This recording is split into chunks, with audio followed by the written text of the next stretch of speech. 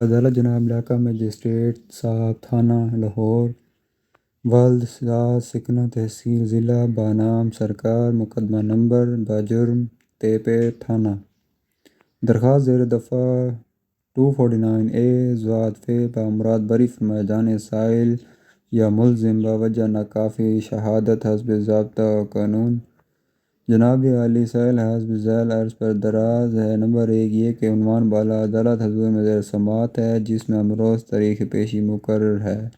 Number 2 یہ کہ قبل ازیں بوقت سماعت درخواست ضمانت قبل از گرفتاری تا فیصلہ مقدمہ بعدالت جناب صاحب سیشن جج میں مورخہ کو مستغیث مقدمہ نے اپنا بیان پیش کیا کہ میری حق رسی ہو چکی ہے اور اس طرح مستغیث مقدمہ نے سائل یا ملزم سے راضی نامہ کر لیا اور اپنے جھوٹے اور بے بنیاد الزام کروائے گئے مقدمہ بیان قلم بند کروا دیا۔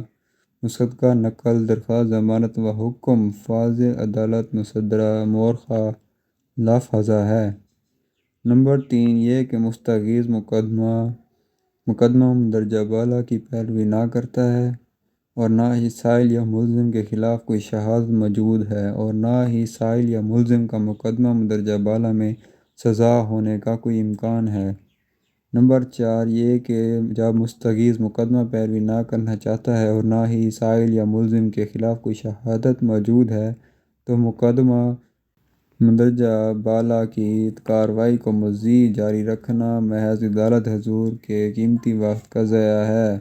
نمبر 5 یہ کہ سائل یا ملزم کو مقدمہ مندرجہ بالا عنوان بالا سے حسب ضابطہ بری فرمایا جانا قرین انصاف ہے۔ نمبر 6 یہ کہ اگر سائل یا ملزم کو مقدمہ مندرجہ بالا سے حسب ذیل ضابطہ بری نہ فرمایا تو اس سے سائل یا ملزم کو ناقابل تلافی نقصان ہوگا۔ نمبر 7 یہ کہ بیان حلفی لافظہ ہے۔ اندرین حالات استدعا ہے کہ سائل یا ملزم کو مقدمہ مندرجہ بالا میں بری فرمایا جاوے قرین انصاف ہوگا۔ تحریر عرض والد ذات سکنہ تحصیل ضلع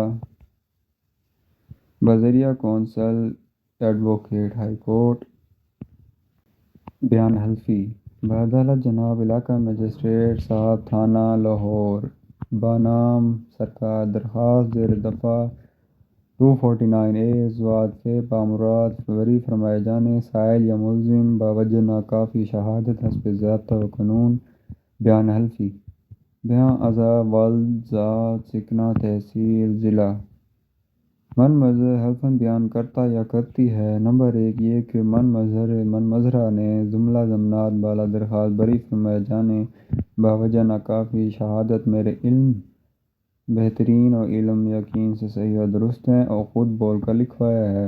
نمبر 2 یہ کہ من مظہرہ نے کوئی بھی امر مخفی یا پوشیدہ نہ رکھا ہے۔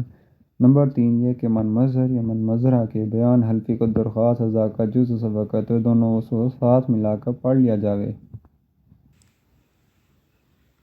المحلف حلف دہندہ مذکور